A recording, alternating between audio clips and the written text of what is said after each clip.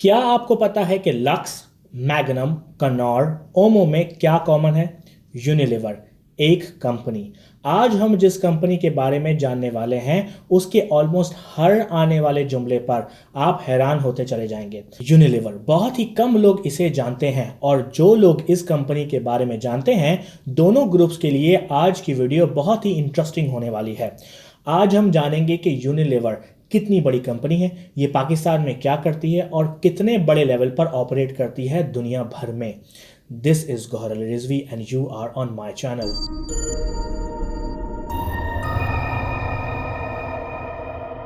जब जब आप घर की शॉपिंग करने जाते हैं तो यूजली हर विजिट पर कम से कम 2 से 3 प्रोडक्ट्स जो आप खरीदते हैं वो शायद यूनिलीवर की ही बनाई हुई होती हैं। So let's get into it. शुरू में थोड़ा सा प्रीव्यू एंड देन हम फुल थ्रॉटल पर वीडियो पूरी करेंगे। 1927 में एक कंपनी बनी जिसका नाम था मार्जरीन यूनी एंड जिसको एक साबुन बनाने वाली कंपनी ने खरीदा जिसका नाम था लीवर ब्रदर्स। दोनों कंपनीज मर्ज हुई 1929 में और बनी यूनिलीवर। दोनों कंपनीज मर्जर से पहले मार्जरीन और साबुन बनाती थी और इस मर्जर के बाद ये कंपनी बहुत तेजी से ग्रो करती गई।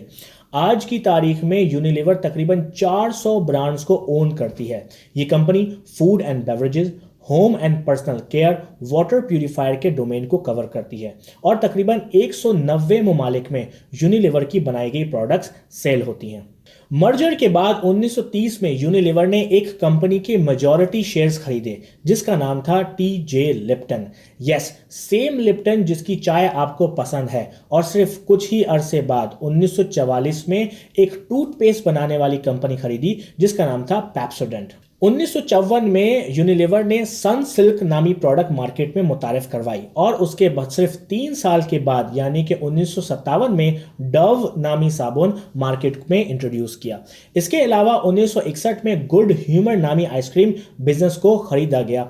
गुड ह्यूमर को पाकिस्तान में लोग नहीं जानते और यूनिलीवर को आइसक्रीम से बहुत ज़्यादा प्यार है, तो हम इस मामले में कुछ देर बाद में बात करेंगे।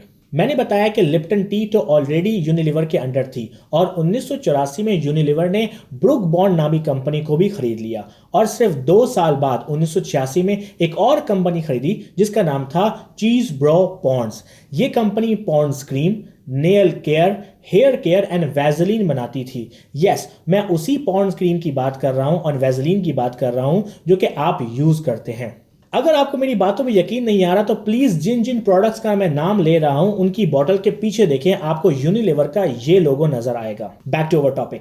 इसके साथ साथ अलग अलग वक्तों में यूनिलीवर ने Calvin Klein, Vera Wang, Chloe, Lagerfeld perfume भी खरीदे और बाद में एक दूसरी कंपनी जिसका नाम कॉटी इंक था 2004 से 2005 के दरमियान में उसको बेच दिए।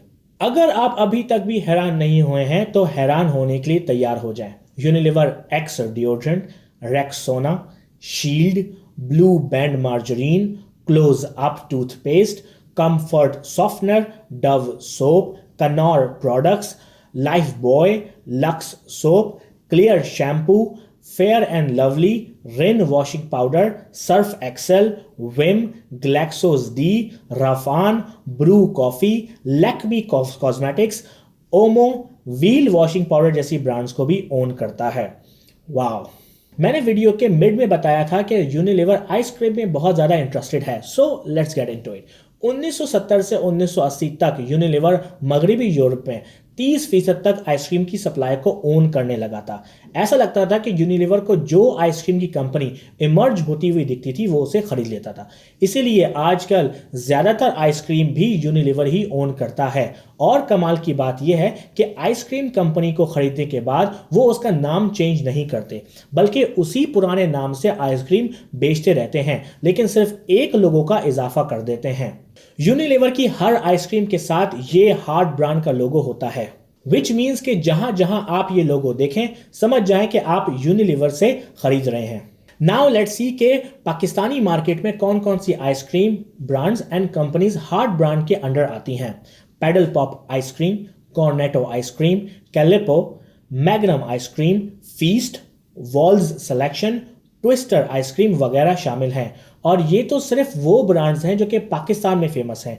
पूरी दुनिया से तकरीबन 50 अलग अलग आइसक्रीम ब्रांड्स को यूनिलीवर ओन करता है। मैंने कहा था कि ये वीडियो बहुत ही इंटरेस्टिंग होने वाली है। क्या आपको पता था कि आपके इस्तेमाल में आने वाली इतनी सारी ब्रांड्स का मैन्युफैक्चरिंग कंपनी सिर्फ एक ही है? यूनिलीवर के दो हेडक्वार्टर्स हैं, एक लंदन में और दूसरा नीदरलैंड में। बहुत से लोगों का ख्याल है कि इन दो हेडक्वार्टर होने का मकसद टैक्स को अवॉइड करना है। बहुत सी सोर्सेज के मुताबिक 1929 में कभी मर्जर हुआ ही नहीं, बल्कि दोनों companies margarine Unie and Lever Brothers ने ज्वाइंट वेंचर किया अगेन फॉर टैक्स इवेजन। और सिर्फ यही नहीं, 2002 में लीवर ब्रदर्स कंट्रोवर्सी का भी हिस्सा रही, जब Unilever, Procter and Gamble and Henkel company ने मिलकर डिटर्जेंट के प्राइस फिक्स कर दिए अगले 3 साल तक। इस मोनोपोलिस्टिक प्राइस फिक्सिंग की वजह से यूनिलीवर एंड पीएनजी को $351 मिलियन का फाइन भी दिया गया।